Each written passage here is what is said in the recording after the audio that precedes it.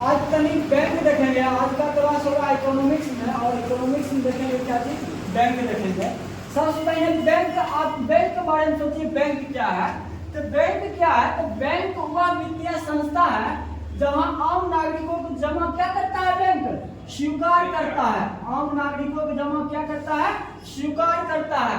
अब बदले में जमा राशि को क्या करता है, लोन देता है। उस लोन पर ब्याज कमाने का काम करता है। तो वह संस्था क्या कहलाता है, तो वह बैंक कहलाता है। तो बैंक क्या कहलाता है, तो बैंक आम नागरिकों को जमा को स्वीकार करता है। तो जमा राशि को दूसरे को लोन देता है, और उस लोन पर क्या करता है, ब्याज लेने का काम करता है। तो क्या करता है, तो बैंक करता है। अगर देखा जाए तो बैंक जितना भी होता है, बैंक वो दो प्रकार से काम करते हैं। एक संगठित और असंगठित रूप में होता है वित्तीय संस्था। संगठित रूप में देखा जाए तो जिसका संचालन नियम कानून के अनुसार हो, जिसका संचालन नियम कानून के अनुसार हो, तो कैसा कहलाता है, संगठित कहलाता है। और जिसका संचालन नियम कानून के अनुसार नहीं हो, तो क्या कहलाता है, असंगठित कहलाता है। जैसे क्या हो जाएगा, महाजन हो जाएगा, साहूकार हो जाएगा। इस सब आदमी से जब आप गाँव में जो जिसके पास ज्यादा रुपया है, उसके पास अगर जाइएगा लोन लेने के लिए, तो कहेगा कि हम आपको 15% ब्याज देंगे। लेकिन कोई संगठित क्षेत्र का संस्था है, वित्तीय संस्था, होकर ब्याज दर जो रहता है सीमित रहता है।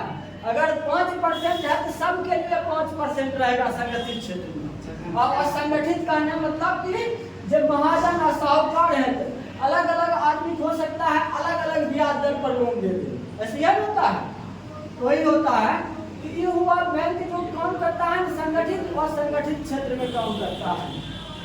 अब देखा जाए विश्व में बैंक का विकास, तो विश्व में अगर बैंक का विकास देखा जाए तो सबसे पहले इटली में हुआ था। कहाँ हुआ है, इटली में 1157 हुआ है। कौन सी के नाम से, बैंक ऑफ वेनिस के नाम से हुआ है। क्या से हुआ है, बैंक ऑफ वेनिस के नाम से हुआ है।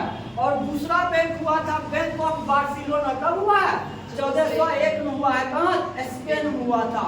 और तीसरा बैंक हुआ था 1407 में। कहाँ, बैंक ऑफ जनेवा हुआ था। और उसी का नाम रखा गया था कौन सी, बैंक ऑफ जनेवा। और कहा जाए एक 1694 में विकास हुआ था बैंक ऑफ इंग्लैंड का। क्या हुआ, बैंक ऑफ इंग्लैंड कहाँ हुआ, तो इंग्लैंड हुआ था।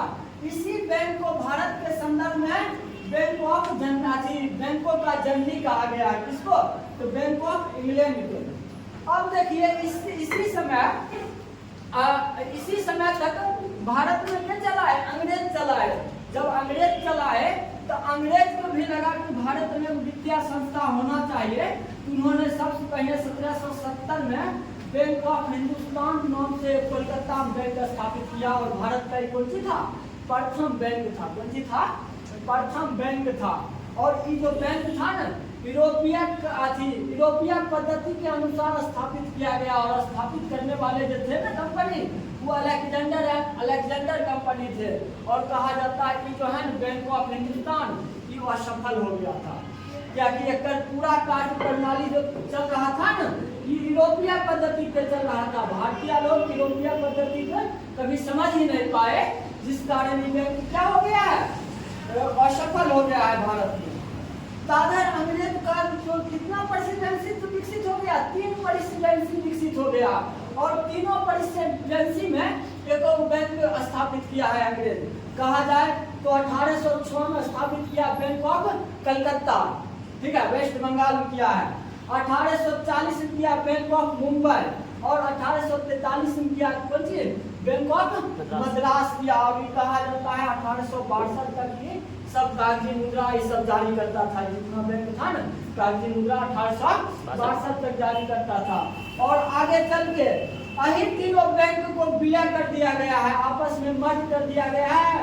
और मर्ज करके इसका नाम रखा गया इंपीरियल बैंक ऑफ इंडिया। कब, 1921 में रखा गया है। इसी तीनों बैंक को, बैंक यानी कलकत्ता, मुंबई, मद्रास, तीनों को आपस में एक कर करके इसका नाम क्या रखा गया, इंपीरियल बैंक ऑफ इंडिया रखा गया है। कब, 1921 में रखा गया है। इसलिए कभी कभी आपसे पूछेगा कि इंपीरियल बैंक ऑफ इंडिया की स्थापना कब हुआ है, 1921 में हुआ है।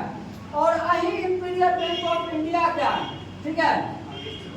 आगे जा करके 1955 में SBI नाम कर दिया गया है कि समिति सुझाव के बोर्डे बाबा समिति सुझाव पर इसका नाम क्या कर दिया गया, SBI कर दिया गया। और कहा जाता है कि प्रारंभ में जो खुला था 7 शाखा से खुला था और 7 शाखा का अंतिम रूप से विलय 2017 में कर दिया गया था। और यही कहा जाता है SBI 2010 से ग्रीन चैनल काउंटर की शुरुआत किया है। तो कब किया है, तो 2010 से कौन किया, green channel counter. Green channel counter क्या होता है, ATM कार्ड और डेबिट कार्ड, ATM का क्रेडिट कार्ड और डेबिट कार्ड, ठीक है। क्या होता है, क्रेडिट कार्ड और डेबिट कार्ड, इसी को कहा गया है ग्रीन चैनल काउंटर। कब शुरुआत हुआ है, 2010 में हुआ है। क्या शुरुआत किया था, SBI किया था। अगर देखा जाए भारत में, अगर बैंकों का विकास देखा जाए तो संयुक्त स्टॉक बैंक सबसे पहला कौन था, तो इलाहाबाद बैंक था, ठीक है। संयुक्त स्टॉक बैंक कौन था भारत का, इलाहाबाद बैंक था। इलाहाबाद की स्थापना कब हुआ है, 1865 हुआ था। और कहा जाता है यही बैंक है इलाहाबाद बैंक भारत में आज बिहार में सबसे पहले इसी का शाखा स्थापित हुआ है, कटर इलाहाबाद बैंक। दूसरा है मिश्रित बैंक। मिश्रित बैंक कहने का मतलब होता है कि वैसा बैंक जिसके कार्य संचालन में यूरोपीय आदमी और भारत आदमी दोनों शामिल होते हैं, उसी को कहा गया है मिश्रित बैंक। और मिश्रित बैंक जो होते हैं ना, कौन था, अवध कॉमर्शियल बैंक था। और अवध कॉमर्शियल बैंक की स्थापना कब होता है, 1881 में होता है। और एक और बैंक है कौन, पूर्णतः भारतीय द्वारा संचालित बैंक। पूर्णतः भारतीय द्वारा संचालित बैंक कौन था, तो पंजाब नेशनल बैंक था। उसका स्थापना होता है 1894 में, ठीक है। अब देखिए RBI है, ठीक है। RBI की स्थापना के लिए सबसे पहले हिल्टन आयोग ने सुझाव दिया था कि भारत का एवं केंद्रीय बैंक हो, ठीक है। कब दिए थे हिल्टन आयोग सुझाव, 1926 में दिए थे। और इन्हीं के अनुसार 1927 में एगो बिल लाया गया था और बिल क्या हो सका, पारित नहीं हो सका। 1929 में एक और समिति का गठन हुआ, केंद्रीय बैंकिंग समिति। इन्हीं समिति कहा था कि भारत का एक केंद्रीय बैंक होना चाहिए, ठीक है। भारत का क्या होना चाहिए, एक केंद्रीय बैंक होना चाहिए। और इसी समिति के सुझाव पर 1933 में विधेयक को पेश किया गया था और 34 में पारित कर दिया गया। और इसीलिए RBI का एक्ट बना 1934 के एक्ट के तहत 1935 में एकर स्थापना कर दिया गया। किसको, RBI को। जब 1935 में स्थापना किया गया था तो प्रारंभ में मुख्यालय कहाँ था, कोलकाता था। लेकिन 1934 में एकर मुख्यालय कहाँ कर दिया गया है, मुंबई कर दिया गया था। अब देखिए जब ये बैंक स्थापित किया गया है ना, एकर शाखा चारों महानगर में खोला गया है। तो कहाँ कहाँ, दिल्ली, चेन्नई, मुंबई और कोलकाता, चारों एकर महानगर। और एक विदेश में इसका शाखा खोला गया, कहाँ, लंदन में खोला गया है। और कहा जाता है RBI मतलब सब बैंकों का केंद्रीय बैंक है, भारत का केंद्रीय बैंक है। एकर संचालन के लिए 21 सदस्य होते हैं।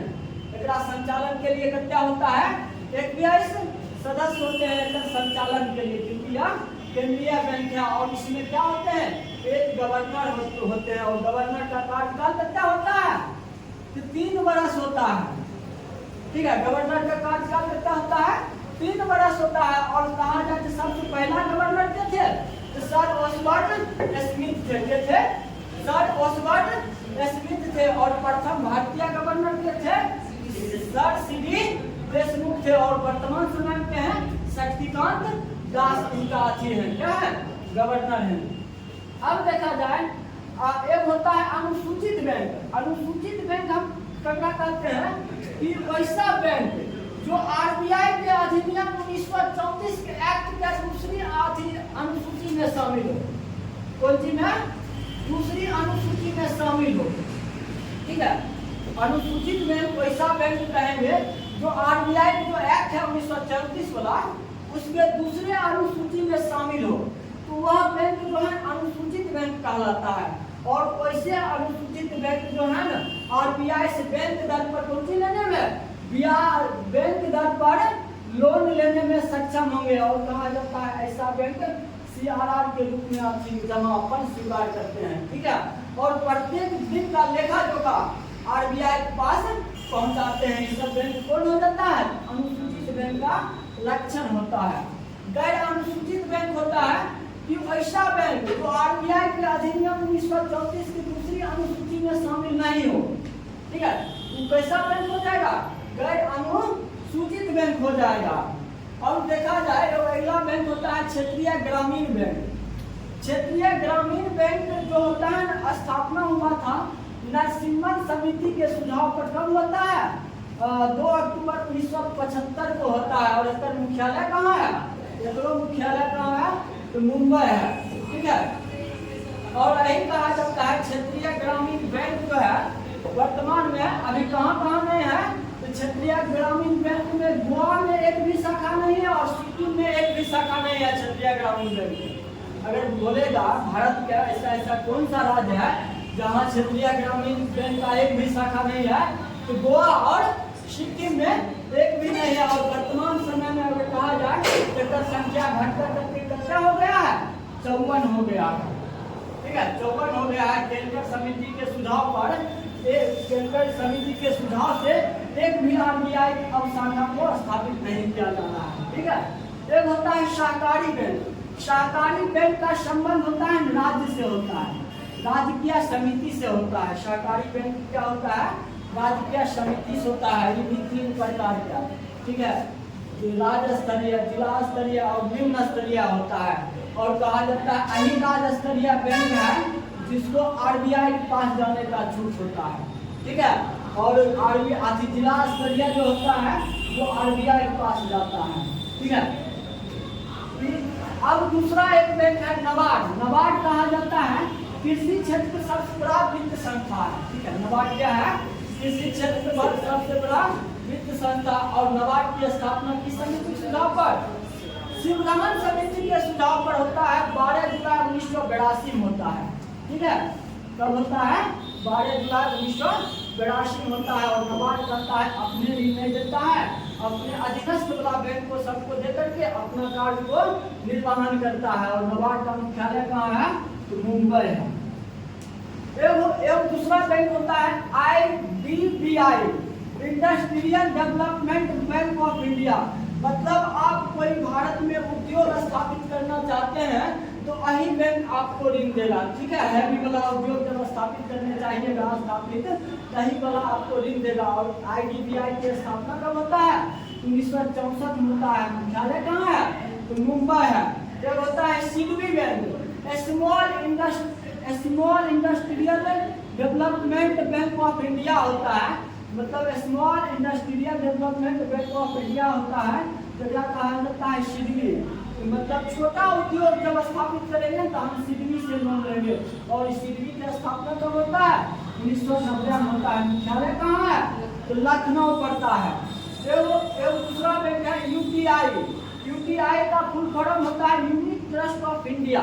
क्या होता है? यूनिट ट्रस्ट ऑफ इंडिया होता है। और इसकी स्थापना कब होता है? 1964 में होता है।